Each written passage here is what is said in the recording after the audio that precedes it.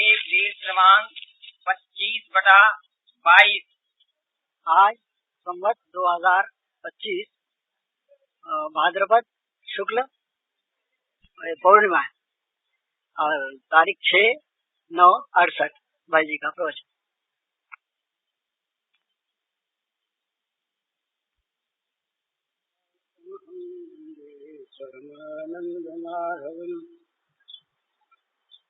श्रीमन्मदन गोपालं वृन्दारण्य पुरन्दरं श्री गोविन्दं प्रपद्येऽहं दीनानुग्रहकारकं वन्दे मुकुन्दमरविन्ददलायताक्षं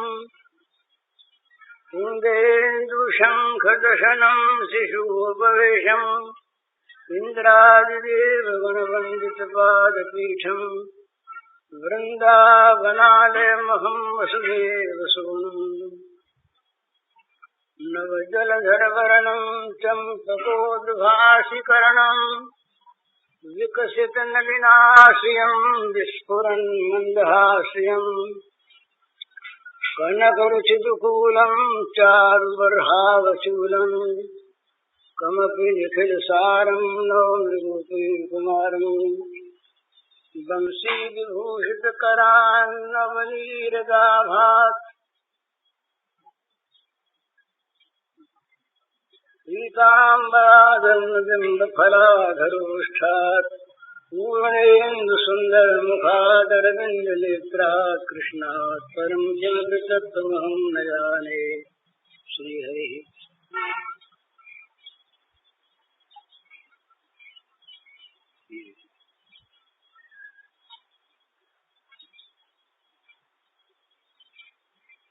श्री राधा जी के स्वरूप तत्व की कुछ बातें हुई। अब दो दिन से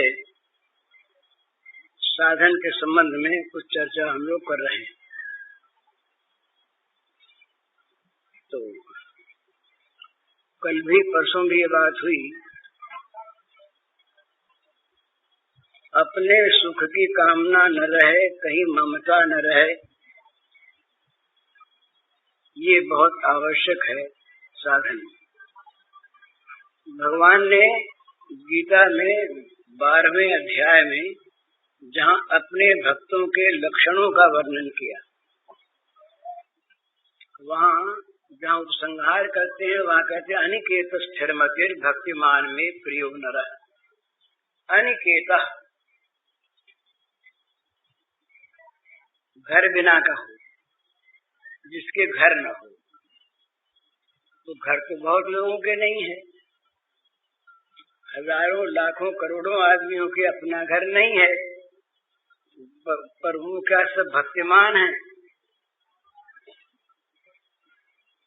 तो ये ऊपर से जहाँ से वर्णन आरंभ होता है 13वें श्लोक से, अद्वेष्टा सर्वभूतानां मैत्र करुण एव च निर्ममो निरहंकार सम दुख सुख क्षमी, यहाँ से अंत तक वो एक ही विषय की व्याख्या भगवान कर रहे हैं विभिन्न लक्षणों के द्वारा। तो जहाँ तक घर में ममता है, घर न होने पर घर बनाने में ममता है। घर बने इस आकांक्षा क्यों है? किसी बने हुए ईंट चूने पत्थर की दीवार वाली किसी चीज पर ये मेरी है, ये धारणा बद्धमूल हो जाए, उस पर ममता की छाप लग जाए और कुछ नहीं होता। तो यहाँ निर्ममो निरहंकार, ये ममता जहाँ तक रहती है तहाँ तक घर न रहने पर भी घर है और घर रहने पर भी घर है। घर में अपना घर नहीं है, अपना घर नहीं है तो बस ठीक धर्मशाला में ठहरे हैं। उस दिन अपने बात हुई थी वो सिकंदर के जीवन के बाद। सिकंदर के महल में एक दिन कोई फकीर आकर बैठ गया फकीर बैठ गया तो लोगों ने कहा, महाराज ये राजा का महल है अपना उनका, आप कहीं अलग जाएं, आपके लिए अतिथि भवन अलग है, उसमें आप ठहर जाएं अच्छी तरह से। तो उन्होंने कहा नहीं, हम तो यहीं ठहरेंगे। अपमान करना नहीं था, साधु दिखते थे बड़े तपस्वी त्यागी, समझाने बुझाने पर माने नहीं। सिकंदर के पास खबर पहुंची, सिकंदर स्वयं आए, आकर के बोले, महाराज आप के लिए ठहरने की सारी व्यवस्था ठीक है और आप वहाँ ठहरिए, कुल प्रबंध है, कोई तकलीफ नहीं होगी आपको, मैं साथ चलता हूँ। तो उन्होंने कहा, फिर यहाँ ठहरने में क्या आपत्ति भाई, यहाँ हम ठहरे रहें, इसमें क्या है? तो बोले, महाराज जी मेरे रहने का अलग मकान है। तो बोले, ये इसमें तुम्हारा है? बोले, महाराज कहते ऐसा ही मेरा है। बोले, तुम इसमें हमेशा से रहते आए हो? बातचीत चल रही है। फिर नहीं महाराज, ये तो हमारा पुश्तैनी है, बाप दादों का है। अच्छा तो तुम कब से हो? कहा, मैंने जब से होश संभाला, जब से मुझे अधिकार मिला, तब से मैं इस मकान में आ गया, यहाँ रहता हूँ। तो कहा, इसके पहले कौन रहता था? बोले, इसके पहले मेरे पिताजी रहते थे। तो भाई पिताजी रहते थे तो वो उन्होंने क्यों छोड़ दिया? बोले, महाराज क्यों छोड़ दिया, क्या उनका शरीर नहीं रहा? तो छूटा ही। बोले, हाँ शरीर नहीं रहा तब वो नहीं रहे यहाँ पर, नहीं रहे। अच्छा बोले, इसके पहले कौन थे? बोले, पहले हमारे दादाजी थे। तो उन्होंने क्यों छोड़ दिया? तो उन्होंने भी इसीलिए छोड़ दिया कि शरीर नहीं रहा। अच्छा बोले, तुम तो हमेशा रहोगे? बोले, महाराज हमेशा कोई रहता है क्या? जब तक शरीर मेरा है तब तक यहाँ शरीर छूट जाएगा तो जो उत्तराधिकारी होगा वो रहेगा। तो बोले, तुम जब तक रहे तब तक तुम्हारा मकान। बोले, हाँ यही तो बात है। तो जब तक मैं रहूं तब तक मेरा मकान। ये तुम्हारा मकान कैसे हुआ? ये तो धर्मशाला है, सराय है। सराय में कोई 2 दिन ज्यादा रहा, कोई 2 दिन कम रहा। तो तुम ये कैसे कहते हो कि मेरा है? मेरा हो तो मरने के बाद तुम्हारा रहना चाहिए, और मेरा हो तो जन्म होने के पहले तुम्हारा होना चाहिए। ये बदला बदली कैसी? तो कहा, महाराज क्या करें? बड़े बस हम तो जा रहे हैं, हमें तो यहाँ रहना नहीं है। हमको तुम्हें यही बताना था कि इस मकान को तुम मेरा मत समझो, इसमें से ममता को निकाल दो, फिर यहाँ रहो तो सुख से रहोगे। नहीं तो जब मरने लगोगे तो मकान छूटा मेरा, मकान छूटा मेरा और छूटेगा जरूर। तो उस समय दुख होगा, क्लेश होगा, मकान तो रहेगा नहीं। और कहीं मकान में ममता रही तो मकान में कहीं किसी कोठरी में कहीं पर जहाँ सोते हो वहाँ जिस पलंग पर वहाँ, तो उसमें कहीं कीड़े मकोड़े रहे तो वो बनोगे फिर। तो इससे अच्छा है ममता छोड़ दो। तो बोले, महाराज ये बात तो ठीक। तो घर में कैसे रहे आदमी, ये साधक के लिए बहुत समझने की बात है, सभी के लिए, कि घर में आदमी कैसे रहे। तो शास्त्रकार कहते हैं कि जैसे किसी दूसरे के घर में अतिथि रहता है। अतिथि वो है जो सदा नहीं रहता, सदा रहने वाला अतिथि नहीं होता। जो अनिश्चित काल के लिए, थोड़े से समय के लिए रहता है, फिर चला जाता है। और जब तक रहता है तब तक उसकी बुद्धि में कभी कभी ये बात आती ही नहीं कि ये घर मेरा है, ये घर मेरा है।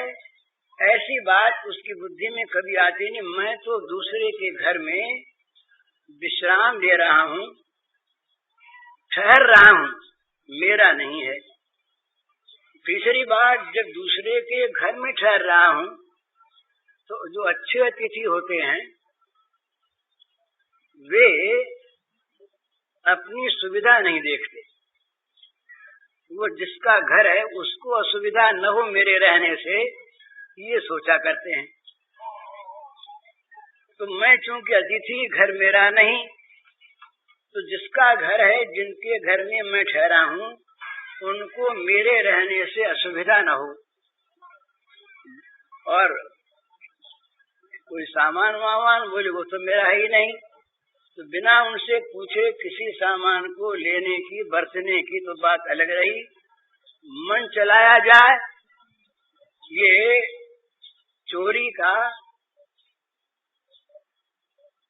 स्वरूप बतलाते हुए शास्त्रकार कहते हैं कि किसी दूसरे के पदार्थ पर मन चल जाए, ये भी चोरी है, ये भी स्तेय है।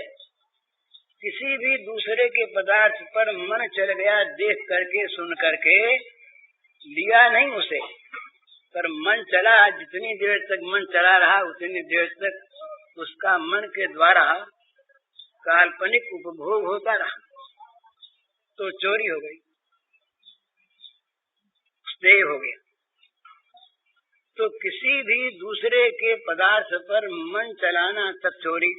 तो अतिथि घर में जब रहता है तो वो उस मालिक का जो कुछ भी वहाँ पर है, सामान जो कुछ भी, वो बिना उससे पूछे, बिना जाने, बिना उसकी प्रसन्नता के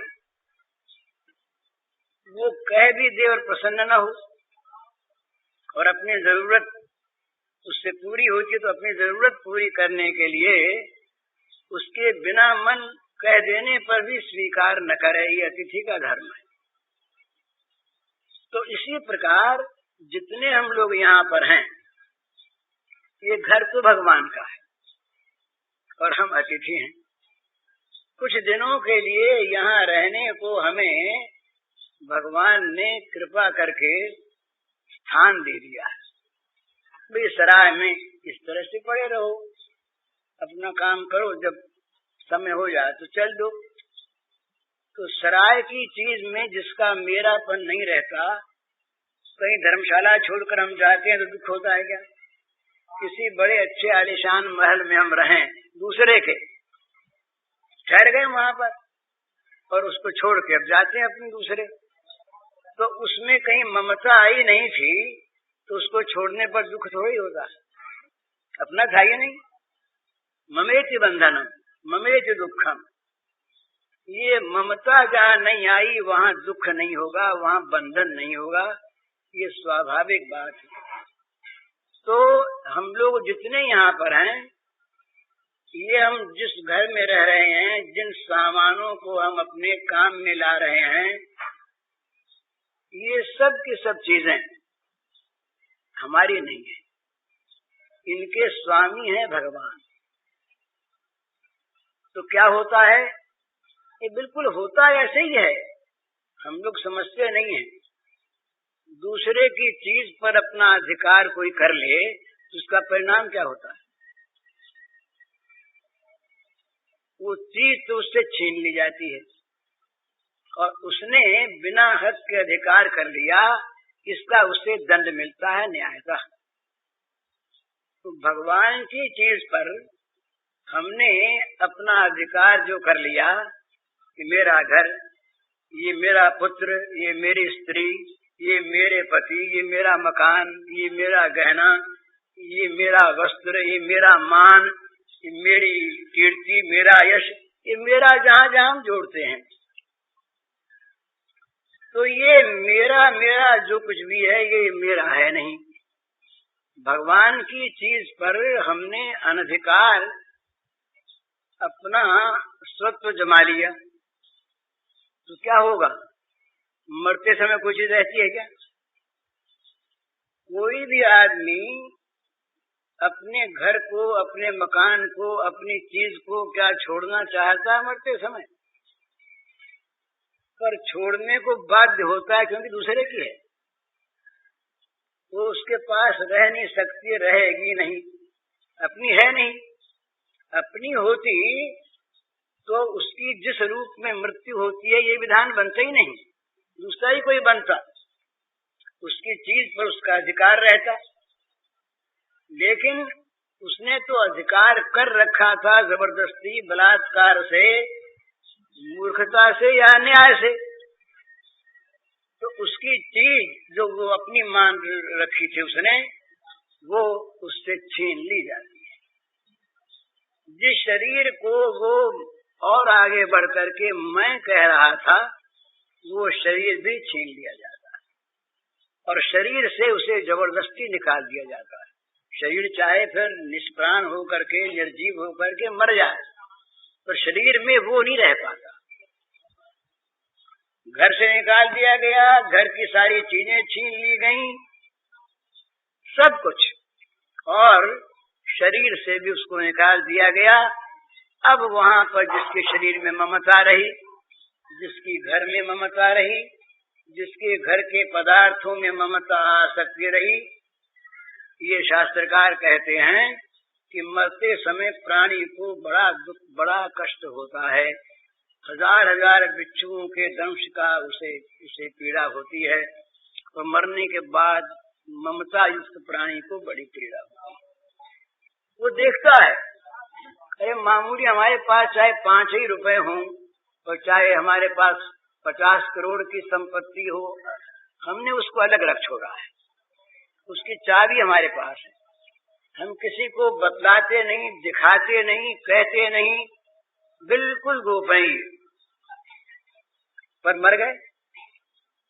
अब वो ढूंढ ढांड के सारी चाबियां दूसरे ले लेते हैं, उसको जहाँ पर वो छिपा है उसको खोल लेते हैं, चाबी न मिली तो तोड़ डालते हैं, और उसमें जो कुछ चीजें उसकी बटोरी हुई, रखी हुई सुरक्षित, वो सब निकाल ले जाती है। वो देखता है, वो प्राणी जो है वो उसके शरीर नहीं है, पर इंद्रियां साथ है, सूक्ष्म शरीर में इंद्रियां साथ रहती हैं।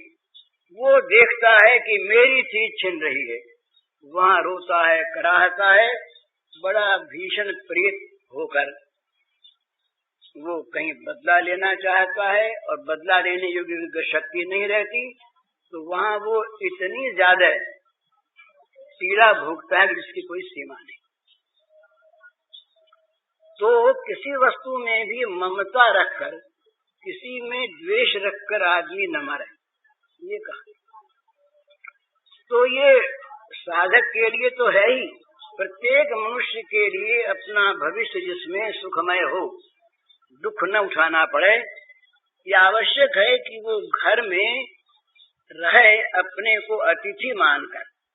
जैसे घर में अतिथि रहता है, अतिथि घर को अपना नहीं मानता, अतिथि घर में अपना नित्य रहना कभी कल्पना नहीं करता, अतिथि घर की किसी वस्तु पर अपना अधिकार नहीं मानता, किसी वस्तु को बिना अनुमति लेता नहीं, और बिना इच्छा के दी हुई वस्तु भी अच्छा अतिथि ग्रहण नहीं करता।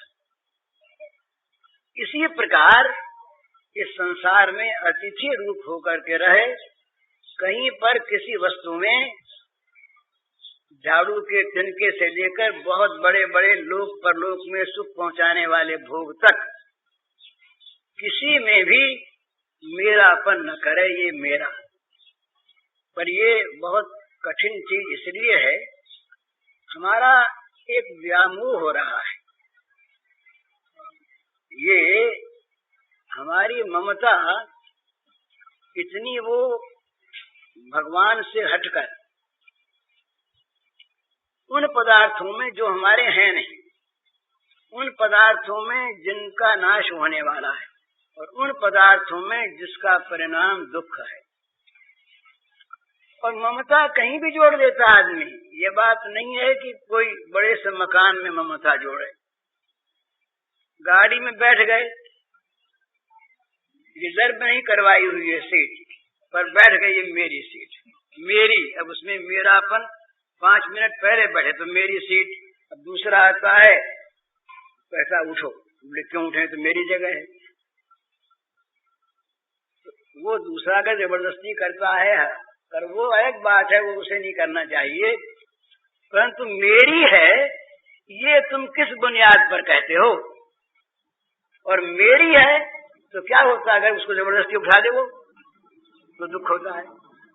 मेरी न कहते तो जब तक नहीं बैठे थे, खड़े थे, तब तक उस जगह बैठे हुए दूसरे को उठा देता, दुख होता क्या? जरा सा सोचिए, मैं खड़ा और कुछ दूसरा वहां पर बैठा है, उसको किसी ने जबरदस्ती उठा दिया तो मैं देख रहा हूं, मुझे कोई दुख नहीं होता। और अगर मैं बैठा होता और उस जगह को 5 सेकंड के लिए भी मेरी मान ली होती मैंने और उठाकर दुख होता, क्योंकि वो मेरे के साथ दुख आ गया। तो मेरापन, बोली ये बात मैंने कही है, वो बात अगर दूसरे ने कही होती, कोई काट देता तो दुख नहीं, और मैं न कहता, मेरी बात मेरे अंदर रहती और कोई उसका खंडन करता तो दुख नहीं। मैंने कह दी क्योंकि मेरी बात, अब उसका आप खंडन करिए। चाहे वो बात आप जो कह रहे हैं वो ठीक है, मेरी बात चाहे ठीक नहीं थी, पर चूंकि मेरी चीज को आप छीन रहे हैं, मेरी चीज का आप नाश कर रहे हैं, कौन होते हैं आप? मुझे दुख हो जाएगा। और अगर जबरदस्ती मैं वहां पर हार गया तो मन ही मन गाली दूंगा, शाप दूंगा, न मालूम क्या करूंगा, बस तो चलेगा नहीं। तो ये जहां पर मेरा वहां पर दुख। तो साधन के राज्य में ममता बिल्कुल छोड़ दे। प्रेम के राज्य में बड़ी सुंदर बात है, ममता मम पद कंच, अनन्य ममता विष्णु ममता प्रेम संज्ञता। नारद पांचरात्र में आया कि सारी ममता एकमात्र भगवान के चरणार विंद में जोड़ दे। विनय हुए, ये बोले हम मिनिस्ट्री में आ गए, अब वहां पर उस मिनिस्ट्री की निंदा मेरी निंदा, अब सब कुछ वहां मेरा होने से अब वो सारा अभिमान साथ आ गया और आज उतर गए। अब चाहे उस मिनिस्ट्री के पद की कितनी निंदा हो, और अब वो कहने लगे कि भाई ये ठीक नहीं कर रहे हैं, हम जब थे तब हम वही करते थे। अभी कल हमने पढ़ा, परसों किसी भूतपूर्व बड़े मिनिस्टर ने कहा, जो अब आजकल नहीं है, कि ये चुनाव की पद्धति गलत है, सारे दुख इसी से पैदा होते हैं। बात ठीक, पर उस समय तो वो उसके पक्षपाती थे। आज क्यों उसमें दुख बताते हैं? वो मेरापन नहीं रहा वहां, सीधी बात। तो मेरापन जहां जहां पर है वहां वहां पर बंधन है, वहां वहां पर दुख है। तो मेरापन एक ही चीज में रहे, जो नित्य है, जो सत्य है, जो सुखमय है, जो आनंदमय है, जिसका कभी वियोग होना संभव नहीं, जो मरने के बाद भी, मरने के पहले भी, जो नित्य हमारे साथ है। उस वस्तु का नाम हम कुछ भी रखें, भगवान कहें, ब्रह्म कहें, परमात्मा कहें, कुछ भी कहें, उस वस्तु में मेरापन सारा का सारा आ जाए। तो सारा का सारा मेरापन जब भगवान में आ जाता है, तो किसी वस्तु में, किसी प्राणी में, किसी पदार्थ में, किसी मत में, किसी स्थान में, किसी दल में, किसी आश्रम में, किसी घर में, किसी वस्त्र में, किसी प्रकार के कोई प्रथा में कहीं मेरापन नहीं रहता। मेरापन नहीं रहता तो उसमें उलटफेर हुआ करे। अपने स्थान के अनुसार वो काम तो करता है, पर मेरा तो है नहीं, मेरा है नहीं तो दुख मिट गया। एक राजा थे, बड़े अच्छे राजा थे, वो प्रजा का पालन करते, पर नई नई उलझने आती रहती। तो कई बदनामी, आज मेरी बदनामी हो गई, आज ये हो गया, वो हो गया, तो बेचारे घबरा गए। तो एक गुरुदेव थे उनके, सन्यासी, जंगल में रहते, उनके पास गए, बोले महाराज मैं तो राज्य से ऊब गया, दायित्व मेरे ऊपर, छोड़ूं भी कैसे, और मैं तो कर नहीं सकता। नई नई उलझने, नई नई समस्याएं आती रहती हैं। बोले अच्छा तुम छोड़ दो। बोले छोड़ दे कैसे, दायित्व लिया हुआ है। तो बोले अच्छा तुम अपने पुत्र को दे दो। बोले पुत्र भी इस योग्य नहीं हुआ कि जो संभाल ले, तो बोले हमको दे दो। तो राजा ने कहा अच्छा हमारा ठीक आप ले लीजिए। बोले लिखो दान पत्र हो गया। बड़े त्यागी महात्मा थे। दान पत्र होने के बाद वो बोला कि अच्छा तो मैं जाता हूँ। बोले कहाँ जाते हो? बोले जाता हूँ राजधानी में, खजाने में से कुछ पैसे ले करके कहीं विदेश जाऊंगा, नौकरी करूंगा। तो बोले भाई तुमने तो सब दान कर दिया ना, खजाना तुम्हारा कहाँ से रहा? खजाने में से पैसा तुम कैसे लोगे?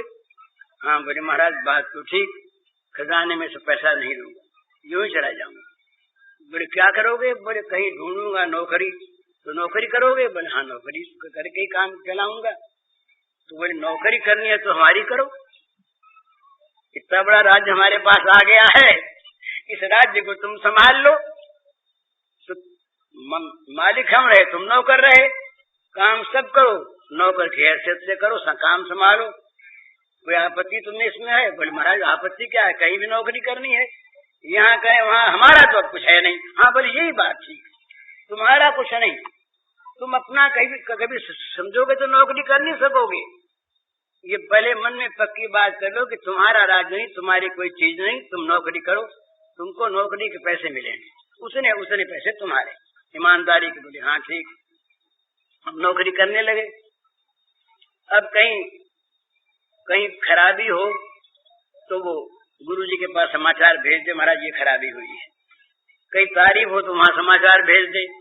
कोई मिलने जुलने वाले आवे, तारीफ करने वाले, उनको वहाँ भेज दें। कोई लड़ने वाले आवे, उनको समझा ले, न माने उनको वहाँ भेज दे। तो एक दिन गुरुजी राजधानी में आए। अब ये बड़ा प्रसन्न, खूब काम कर रहा। तो बोले भाई तुम खूब काम कर रहे हो? बोले हाँ महाराज बड़े मजे में काम कर रहा हूँ, कोई भी बखेड़ा नहीं है। बोले अब तुम्हारे कोई बखेड़ा नहीं? बोले अब तो सारा बखेड़ा आपके हो गया, मेरे क्या बखेड़ा? मैं तो अब बिल्कुल प्रसन्न हूँ, आपकी आज्ञा अनुसार काम कर देना, ये मेरा काम। जब मेरा है ही नहीं तो अब मेरे लिए मानापमान क्यों होता, मेरे लिए अच्छा बुरा क्यों होता? तो बोले उस पर यही बात है, संसार में जो मेरा मानेगा उस पर बखेड़ा रहेगा।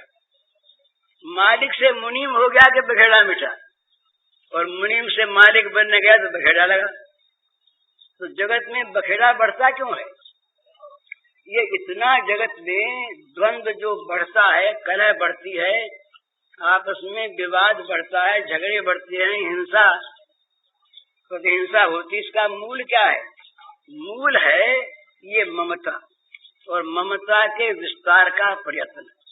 वो ममता किसी मकान की नहीं, अपने मत की ममता, अपनी बात की ममता। ममता के विस्तार में आदमी लगा रहता निरंतर, मेरेपन का विस्तार हो, मेरी छाप लगे किसी भी मकान पर।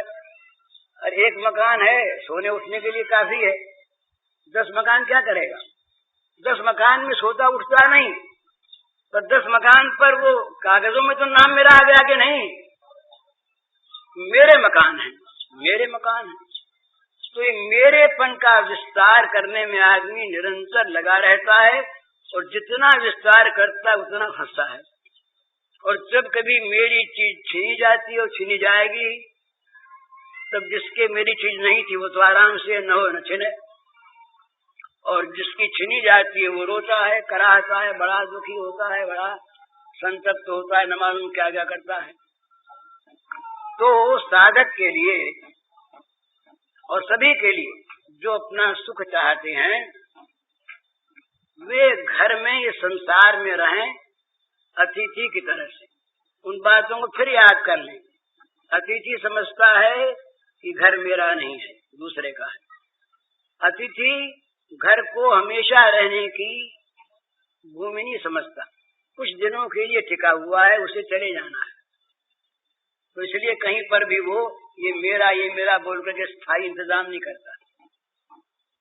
तीसरी बात, उस घर के मालिक का कोई भी सामान उसका अपना नहीं है, किसी पर वो मन नहीं चलाता। आवश्यक वस्तु भी उस मालिक की अनुमति के बिना नहीं लेता, और मालिक की अनुमति भी हो गई पर मालिक का मन नहीं है उसने केवल हमारी आवश्यकता को देखकर, मन को देखकर देना स्वीकार कर लिया, तब भी नहीं लेता। और जहां तक बनता है अपने द्वारा उसका सेवन करता है। एक चक्रा नगरी में पांडव जाके ठहरे। ये महाभारत की कथा है। बड़ा बुरे विचार का आदमी दुर्योधन था। उसने एक दुर्विसंधि रची, एक महल बनाया जाए, वो दिखने में बड़ा सुंदर लाल रंग के पत्थर का चमकीला दिखे और बना हुआ वो लाक्षा का, लाख चपड़े। और ये उसमें विवाह तो हुआ नहीं था। पांचों भाई और माँ कुंती, ये उस नए महल में उनको रखवा दिया जाए बड़ा आदर पूर्वक। वहाँ उनका अच्छी तरह से सुव्यवस्था हो, ये आराम से आपको रहने के लिए स्थान बना दिया है। और किसी दिन रात को उसमें आग लगा दी जाए। तमाम चपड़ा है ही लाहा है, जल जाएगा, पांचों भस्म हो जाएंगे। दुनिया से कह दिया जाएगा कि भाई आग लग गई, आग लग गई, क्या करें। बड़ा दुख हुआ हमको, हमारे भाई जल गए, हमारी चाची जल गई, पर अब क्या करें, जल गई, आग लग गई। ये व्यवस्था थी। किसी प्रकार से, किसी सूत्र से इसका पता लग गया विदुर जी को। तो विदुर जी ने खुला विद्रोह करना तो ठीक नहीं समझा। विदुर जी ने व्यवस्था की कि वो मकान जब बनने लगा तो कारीगरों के साथ मिले और कहा कि इसके नीचे से एक ऐसी सुरंग बनाओ जिसमें से 5-7 आदमी बड़े मजे में जल्दी से निकल करके नदी किनारे तक पहुंच सके, भीतर ही भीतर। मकान के साथ साथ सुरंग बन गई और नदी किनारे पर इंतजाम हो गया कि वहां नाव तैयार रहे।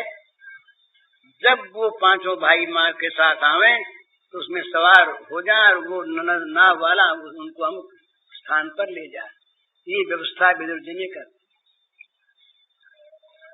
और एक भाषा थी अलग, कोड वर्ड थे उसके, विदुर जानते थे, युधिष्ठिर जानते थे। उस भाषा में लिख करके संकेत और दे दिया धर्मराज को, किस तरह से आग लगेगी, यूं सुरंग बनी हुई है, तुम लोग भाग जाना, वहां सारा इंतजाम रहेगा।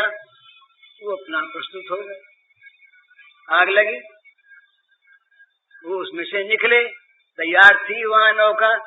एक चक्रा, एक नगरी थी, उस नगरी के घाट पर जाकर के नाव लगी, वहां उतर गए और वहां छिप के रहना था। अभी अवसर नहीं था, इनके पास शक्ति संचित नहीं थी लड़ाई का। तो जब तक शक्ति संचय न हो तब तक विराम लेना ये नीति के अनुसार आवश्यक है। तो इन्होंने इनको छिप कर रहना वहां पर। तो ब्राह्मण के घर में जाकर के टिके, पांचों भाई और माँ। ब्राह्मण ने अतिथि आए हैं। अतिथि वो जो अनजान है, अच्छे पुरुष हैं, अच्छे लोग लगते हैं, वो घर में 2-4-10 दिन 20 दिन के लिए टिकना चाहते, ठीक है। घर में जो कुछ रूखा सूखा हो खाएं, या जो नहीं हो तो जैसे इस घर की व्यवस्था होती है उस व्यवस्था में वो भी शामिल हो जाएं। तो ये ब्राह्मण भीख मांग के खाते। तो उनसे कह दिया पांडवों से, भाई हम तो भीख मांग करके खाते हैं, घर तो आपका, ठहरो, पर भोजन की व्यवस्था तो जो हमारी सो आपकी। उन्होंने कहा ठीक है। तो द्रौपदी और अधिकतर युधिष्ठिर ये तो घर पर रहते और चारों भाई भीख मांगने जाते। रोज रोज भीख से जो कुछ मिलता, द्रौपदी की बात कहाँ, कुंती की बात, कुंती, द्रौपदी का विवाह नहीं हुआ। तो ये घर पर रहते, तो जो कुछ भीख में मिलता इनको, उसमें आधा तो भीम को दे देते। भीम का जरा शरीर स्थूल था, खाते ज्यादा थे, बिना खाए काम चलता नहीं, तो आधा भीम को दे देते, आधे में चारों भाई और माँ। कुछ बच रहता तो ब्राह्मण को दे देते। इस प्रकार काम चलता है। उस नगरी में एक था राक्षस, वो बड़ा प्रबल था, बकासुर बड़ा प्रबल था, बहुत बड़ा दुर्दांत। वो वहां के राजा को उसने हैरान कर लिया, तो राजा से उसका एक समझौता हुआ। तो राजा से उसका समझौता हो गया कि रोज इतने मन तो वहां पर खाने का सामान भेज दे रोज राजा, और एक भैंसा भेज दे, और एक आदमी रोज जाए।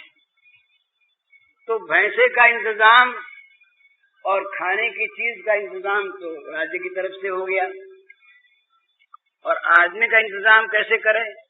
तो राजा ने गांव वालों को बुलाकर ये बात तय कर ली कि भाई वो सबको मार देगा, इससे अच्छा है कि एक घर का आदमी रोज एक मर जाए।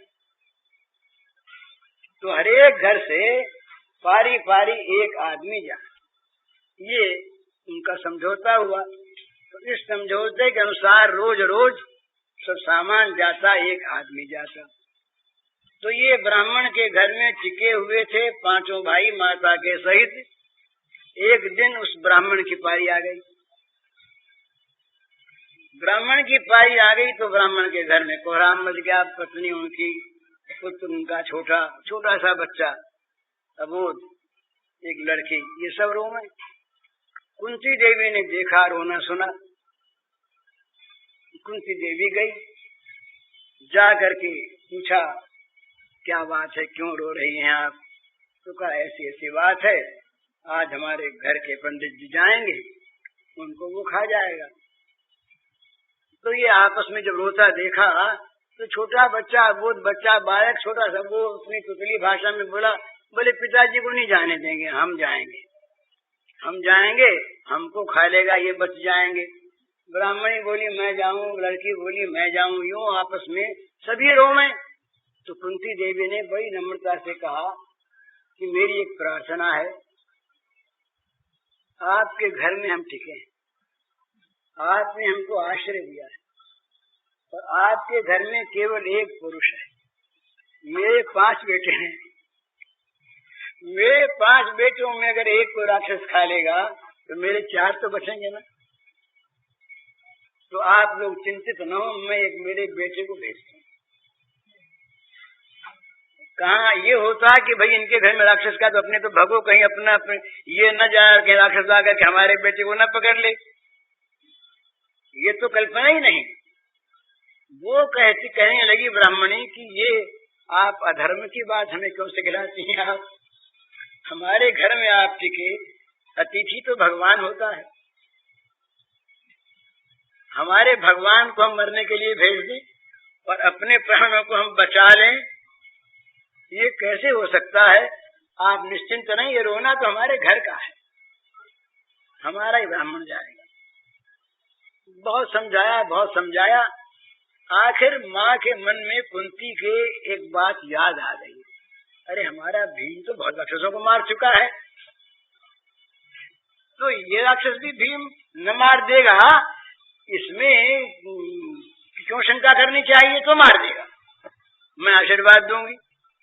तो आखिर उसने, कुंती ने ब्राह्मणी से ये कहा कि देखो हमारे एक पुत्र में बड़ी शक्ति है, उसमें देवताओं का बल है, वायु का बल, वायु पुत्र थे ही, उसमें हवा के जितना बल है, तो हमारा पुत्र जो है ये आज जाएगा तो राक्षस को ही मार आवेगा, तो हमेशा के लिए इस ग्राम का भय छूट जाएगा। तो माता तुम आज्ञा दे दो कि हमारा एक बेटा चला जाए। तो ब्राह्मणी ने कहा पक्की बात है क्या? पक्की बात हो, तुम मुझे धोखा तो देती हो, धोखा देके मेरे ब्राह्मण को बचाने के लिए तुम अपने पुत्र को भेजने के निमित्त से ये धोखा देती हो, तब तो मैं मानूंगी नहीं बात, और तुम सच सच बोलती हो तो उसने कहा कि मैं सच बोलती हूँ, मेरा पुत्र अवश्य अवश्य राक्षस को मार के आवेगा। तब ब्राह्मणी ने स्वीकार किया। कथा आगे चलती है, भीम गए, भीम ने जाकर के सोचा कि आज मौका लगा पेट भर खाने का। अरे भीख से कितना मिलता, कितना भी खाते पर रहते तो भूखे रहते। अब जहाँ मनो चाहिए वहाँ शेरों से कैसे काम चले। आज वे गाड़े के गाड़े भर कर गए तो उसने सोचा भीम ने कि राक्षस से तो पीछे निपटेंगे, तो राक्षस की तरफ तो पीठ कर ली और अपना मजे में खाने लगे। राक्षस ने देखा कि ये तो कोई नया आदमी आया है। अरे यहाँ आने पर खाने के बाद तो दूर रही, सब कुछ भूल जाए, कांपता हुआ रहे, मूर्छित हो जाए, और ये तो मजे में खा रहा, हमको पेड़ दी हुई। राक्षस डराने के लिए सामने गया तो यूं हाथ से यूं करके और फिर पीठ फेर की तरह खाने लगे। अब ये 10-20 बार ऐसा हुआ, राक्षस तो बड़ा तंग आ गया कि ये तो बड़ा बलवान मालूम। एकदम जब पेट भर लिया तब राक्षस से बोले बाबा देखे कौन, तो राक्षस को तो मार ही दिया, ये सब काम हो गया। तो ये मैं कह रहा था इस विषय पर, अतिथि का धर्म क्या है। अतिथि का धर्म है कि जिस घर में ठहरे उसको अपना माने नहीं, हमेशा अपने रहने की जगह माने नहीं, उस घर के किसी सामान को अपना माने नहीं, बिना कहे उसके सामान को छुए नहीं, मन चलावे नहीं, और उसकी अनुमति से भी वही सामान ले जो वो प्रसन्न मन से अनुमति देता हो, और उसकी सुख सुविधा देखता रहे। अपने आराम के लिए उसको कहीं कष्ट होता हो, असुविधा होती हो तो उसको स्वीकार न करे, और उसके लिए जितना अपने से त्याग होता वो त्याग करे। ये अतिथि का धर्म। तो हम लोगों के लिए ये शास्त्र का आदेश है कि तुम जो संसार में आए हो, ये संसार भगवान का, ये घर भगवान का, सारी चीजें भगवान की, तुम तो अतिथि हो। 2 दिन के लिए आए हो, मौत आई के गए। तो जैसे रेल के डिब्बे में बैठा हुआ आदमी रेल की सामग्री को अपना नहीं मानता, धर्मशाला वाला धर्मशाला के सामान को अपना नहीं मानता, इसी प्रकार अपना न मानकर जब तक रहो इसमें सहूलियत से सबसे मिलजुल कर रहो। अरे रेल के डिब्बे में कहीं लड़ाई कर ली, मुसाफिर आपस में लड़ पड़े, और कहीं इतना प्रेम हो गया फंस गए, कहीं रीझ गए, कहीं खींच गए तो रास्ते में रह जाएंगे ना, कहीं जेली हो जाएगी, रास्ते में फौजदारी हो गई। तो ये न करे, अपना जहाँ तक बने प्रेम पूर्वक सबसे सबका आदर करते हुए सुख पहुँचाते हुए रहे, पर अपना न माने। ये जहाँ जहाँ पर ममता आई, किसी चीज में, किसी वस्तु में, किसी प्राणी में, किसी बात में, अपनी बात में, अपने मत में, अब कहीं पर भी ममता आ गई तो फंस गए। ये मेरा तो ये तेरा।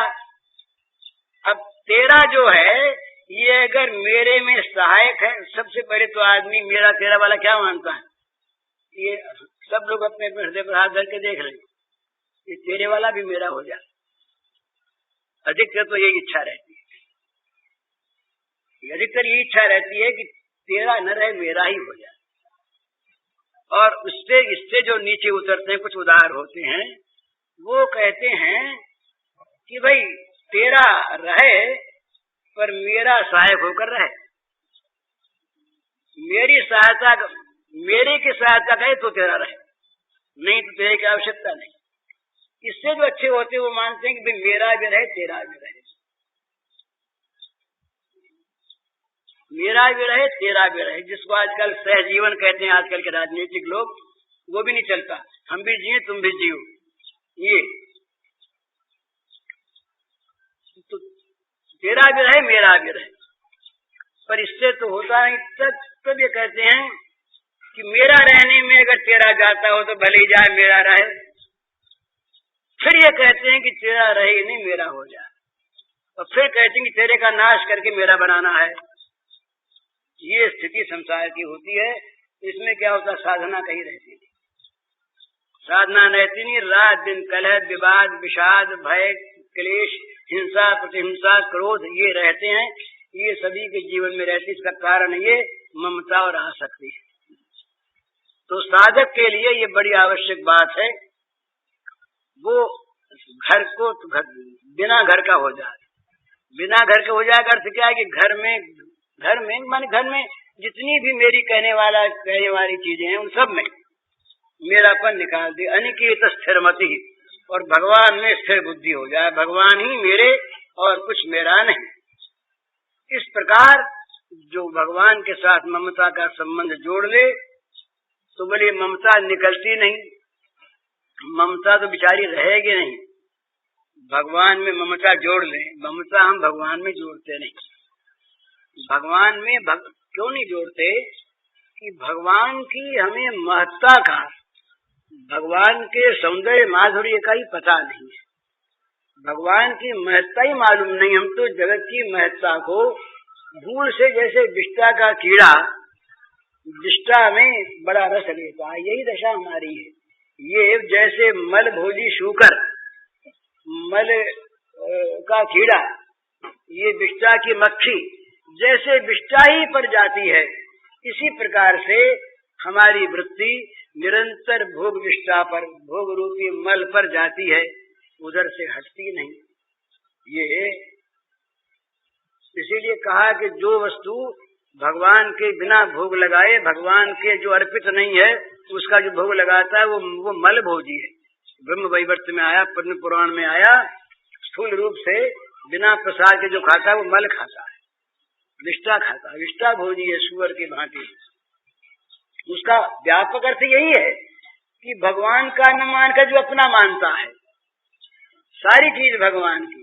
तो इस प्रकार से पहली बात तो ये कि अपने घर में अतिथि की तरह से रहे, किसी चीज में, घर माने संसार, किसी चीज में मेरापन न रखे। ये मेरा, जहाँ मेरा आया वहीं अभिमान आया साथ, मैं के साथ मेरा रहता है और मेरे के साथ मैं रहता है, और ये मेरा ये बंधन कारक है। मेरा जहाँ पर है वहाँ बंधन, मेरा नहीं कोई बंधन नहीं। तो मेरा कहने में आपत्ति नहीं, मुनीम हो कि मेरा कहो, मैनेजर हो कि मेरा कहो।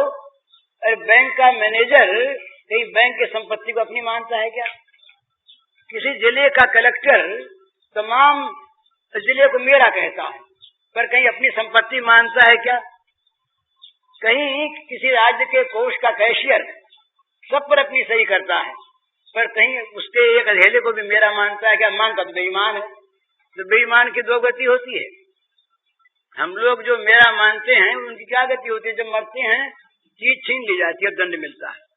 जो दूसरे की चीज को मेरा मानता है उसके पास चीज तो रहती नहीं, वो तो छीन ली जाती है, और मेरा माना उसने अपराध किया, उसे दंड मिलता है।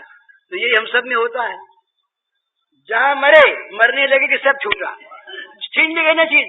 कोई छिनवाना चाहता है क्या? मरते समय भी कोई ये थोड़ी चाहता कि हमारी चीज को दूसरा ले ले। उस समय भी चाबी किसी को नहीं देना चाहता, आदमी बताना नहीं चाहता अपने मन की बात, पर पीछे जब लोग खोल लेते हैं, देखते हैं सब चाबी वाबी ले करके ताले तोड़ डालते हैं, और वो खड़ा देखता है। वो मरा नहीं है, शरीर से उसका वियोग हुआ स्थूल से। वो जो प्राणी था चेतन आत्मा अभिमानी, वो जीव अब तक है, वो पुरुष प्रकृतिस्थ है, आत्मस्थ तो है नहीं। वो है, वो देख रहा है कि मेरी चीज छिन रही है, मेरी चीज जा रही है, ये हो रहा है, और वो रोता है वहां पर, रोए कराए वहां पर कुछ चलता नहीं, कोई उपाय चलता नहीं, वो महाप्रेत बनता है। उसको बड़ी दुर्दशा भोगनी पड़ती है, न मालूम क्या क्या कष्ट उसको होते हैं, कितनी पीड़ाएं उसको होती है। तो ये केवल इसलिए यहाँ उसने ममता रखी। तो यहाँ ममता को छोड़ दे तो क्या यहीं आराम हो जाए? जहाँ ममता गई बंधन गया, जहाँ ममता गई दुख गया। किसी दूसरे का बेटा मरता रोते हैं क्या? हैं? रोते कभी नहीं रोते। बोले बड़ा बुरा हो गया बेचारे का, एक ही लड़का था मर गया। पर भगवान की मर्जी संसार में ऐसे ही होता, पर हमारा मर जाए तो? अरे हमारे उसमें अंतर क्या हुआ? वो भी लड़का था, वो भी लड़का था, वो भी मरा, वो भी मरा, उसके लिए नहीं रो, इसके लिए रोते क्यों हैं? इसलिए रोते हैं कि मेरा अपना। और कहीं वो पहले बैरी हो गया होता तो लड़का ही अपना, कहीं मुकदमा चल जा रहा, आपस में मारपीट हो जाए, लड़ाई बड़ाई हो जाए, तो लड़का मर गया, फिर माँ कहती बड़ा अच्छा, वो बड़ा दुष्ट था, लड़का थोड़ा ही था, तो बैरी था, भगवान ने अच्छा किया तो इसको उठा लिया, निष्कंटक हो गए हम। क्या हो गया? बेटा तो था ही है, क्यों उसके लिए राजी होते हैं?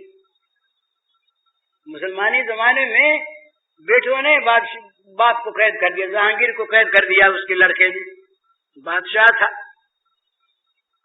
तो क्या बाप था ना, क्यों कैद किया उसको? कैद करके प्रसन्नता क्यों हुई?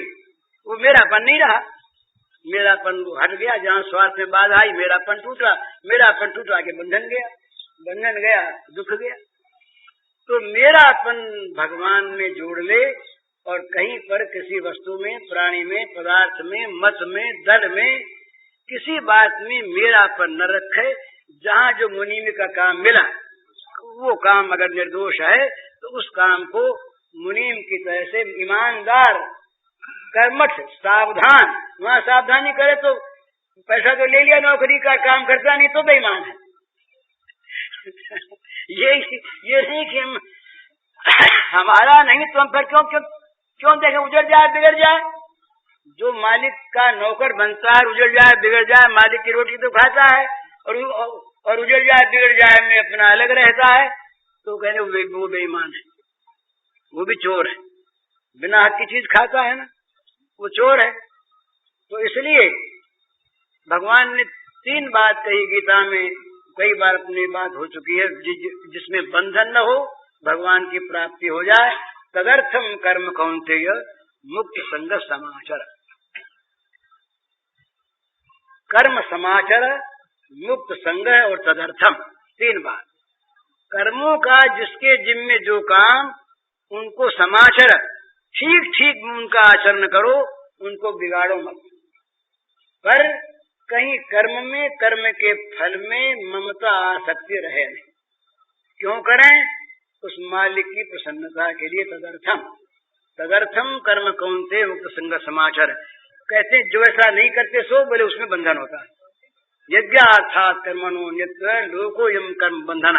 जो कर्म इस प्रकार का नहीं होता, वो कर्म चाहे कितना ही सेवा का कर्म हो, कितना ही शास्त्रीय कर्म हो, कितना ही ऊंचा कर्म हो, सात्विक कर्म हो, वो सत्य गुण भी बांधता है।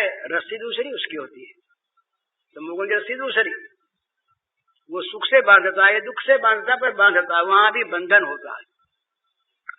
तो ये यज्ञार्थात् कर्मो नित्य लोकोयम कर्म बंधन, जितने भी कर्म हैं यज्ञार्थ न होने वाले, तदर्थम न होने वाले, मुक्त संग होकर न किए जाने वाले, ये सारे कर्म बंधन कारक होते हैं।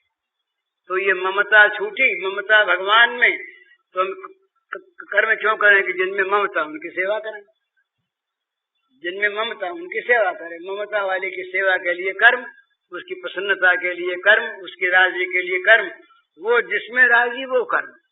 वो कहे सन्यास ले लो तो सन्यास तैयार, वो कहे छोड़ दो घर को तो घर को छोड़ने को तैयार, वो कहे युद्ध करो युद्ध करने को तैयार। अर्जुन से कहलवा दिया अंत में करिष्ये वचनम तव, इसी का नाम नष्टो मोह है। जब तक अर्जुन कहता रहा कि ये करेंगे नहीं करेंगे, तब तक नहीं गीता समाप्त नहीं हुई। जहाँ अर्जुन ने कह दिया नष्टो मोह है और अंत में कह दिया करिष्ये वचनम तव, गीता समाप्त हो गई। तो यही बात है कि अपने ममता को एकमात्र भगवान से जोड़ दे। कहीं बस 2 ही बात कर लेनी है, ये कई बार ये बात हुई है, ये बात याद रखे नहीं, जीवन में इसको चरितार्थ करना है, समझ लेना ही नहीं है। एकमात्र भगवान के सिवा मेरा और कुछ भी नहीं। कोई प्राणी, पदार्थ, परिस्थिति, कोई चीज, लोक परलोक, एक भगवान के सिवा मेरा और कुछ भी नहीं, और एक भगवान के सिवा मैं और किसी का नहीं। एक भगवान के सिवा मैं और किसी का नहीं, एकमात्र मैं भगवान का और एकमात्र भगवान मेरे।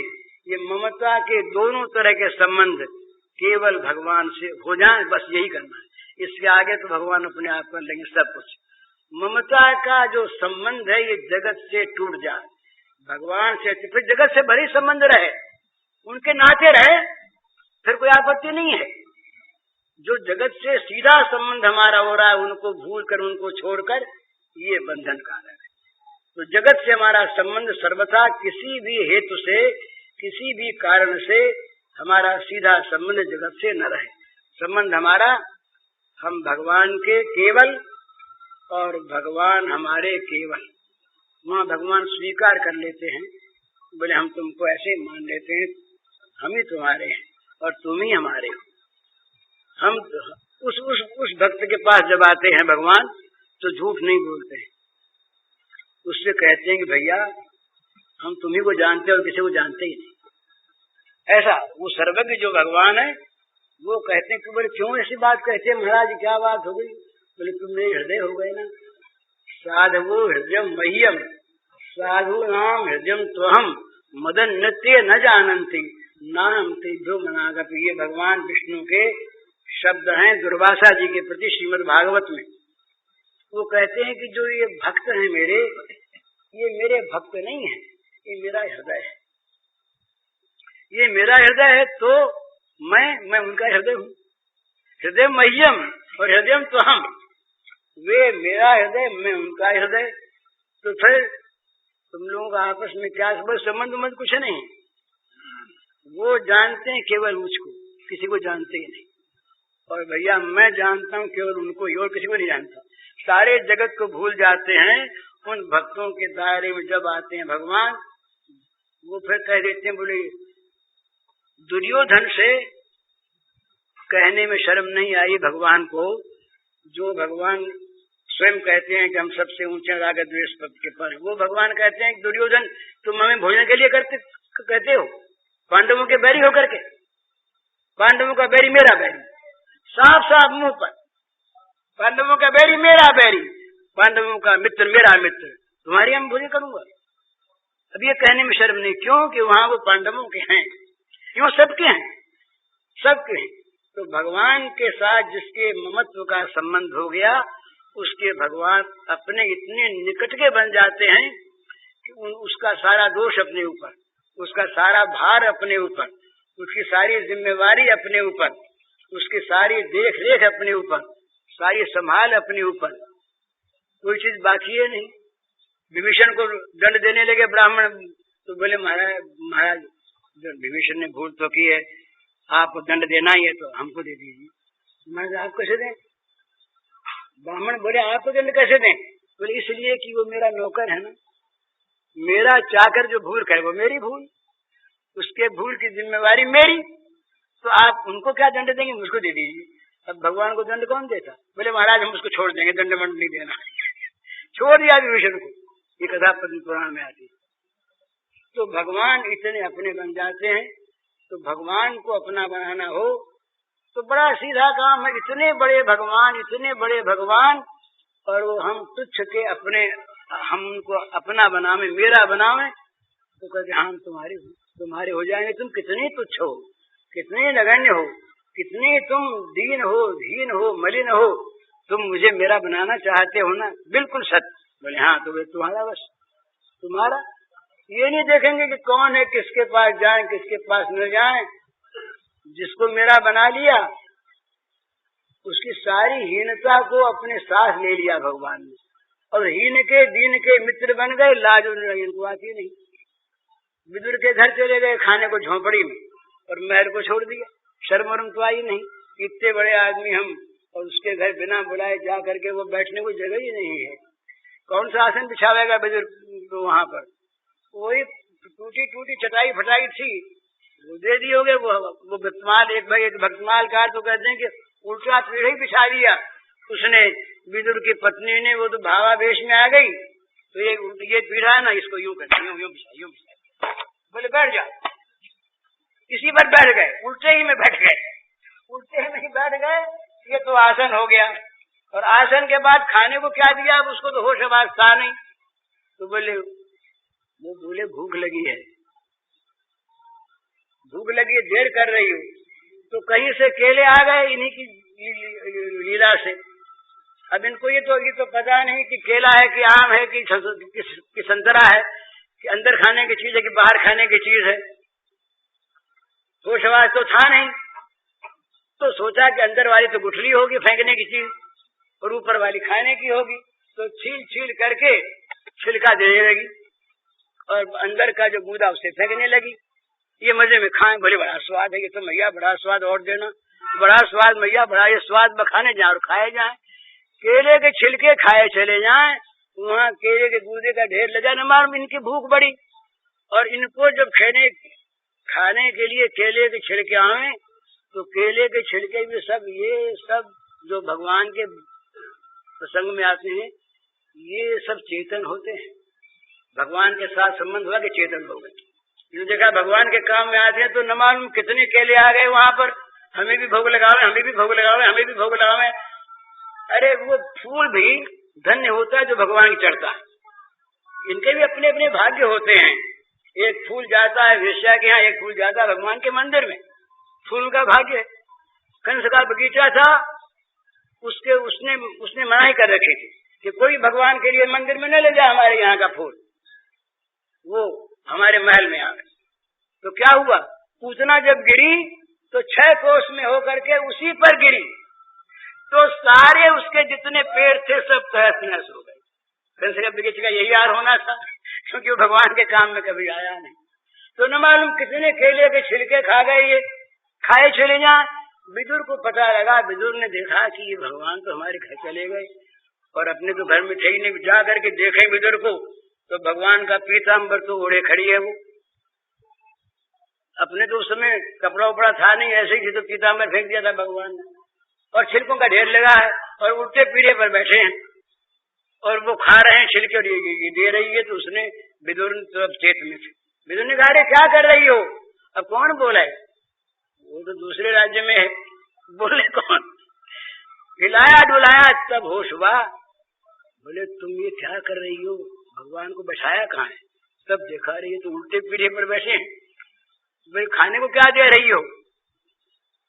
अब देखा तो अपने हाथ में छिलके हैं और वो छिलके खा रहे हैं और गूदे का ढेर लगा है। बोले तुमने पहन क्या रखा है? अब देखा तो भगवान का पीताम्बर है। तो भगी वो तो वहां से।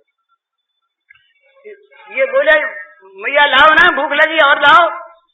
इनको पता नहीं विदुर जी आ गए हैं। विदुर जी ने कहा, महाराज ऐसी भूख लग गई, जरा देखो तो कौन है। अरे बोले विदुर आ गए, तुमको यार बड़े बेमौके आए विदुर जी आप। बड़ा मजा आ रहा था, ऐसा स्वाद खाने में आ रहा था, कभी आया नहीं, और तुमने हमारा सारे मजा नष्ट कर दिया आकर के बीच में। तो ये भगवान ऐसे, तो ये जिसको अपना बनाते हैं उसके लिए कोई चीज भी, ये किसी प्रकार का भी उसमें कोई भी अधिकार अनधिकार का प्रश्न नहीं देखते। ये इनका स्वभाव है। और ये किसको अपना बनाते हैं? जो इनको अपना बनाना चाहता है, बस कोई शर्त नहीं उसमें, पर उसमें अपना बनाना चाहता, ये बात सच्ची होनी। अपना बनाना चाहता है इसका अर्थ ये कि दूसरे किसी को भी अपना न रहने में ये संतुष्ट रहता है। ये भगवान दो के साथ नहीं रहते, ये एक ही एक। जहाँ जगत की दूसरी चीज भी मेरी है, वहाँ भगवान कहेंगे कि तुम मेरा बनाना मुझको नहीं चाहते अभी तक। और जहाँ दूसरी चीज में मेरापन न रहना उसे स्वीकार है, वहाँ भगवान कहते हैं बस तब मैं तुम्हारा। तो इस प्रकार से साधना में भगवान को मेरा बनाइए तो भगवान हमारे है ही। और ये मेरा नहीं बनेगा तब तक संसार का दुख मिटेगा नहीं। संसार की मेरी चीज तो नष्ट होगी ही, अपूर्ण है ही, अनित्य है ही, नष्ट, और ये छिनने वाली है ही। और इसके रखने में पाप, बटोरने में पाप और रक्षा करने में पाप। और दुख अर्थानाम अर्जने क्लेशम तथैव परिपालने नाशे दुखम व्यय दुखम जगर्थम क्लेश कारणम। ये क्लेश करने वाले संसार की ये इंद्रियों के अर्थ हैं, इनमें शुरू से लेकर के अंत तक क्लेश ही क्लेश है, और उनमें शुरू से लेकर अंत तक आनंद ही आनंद है।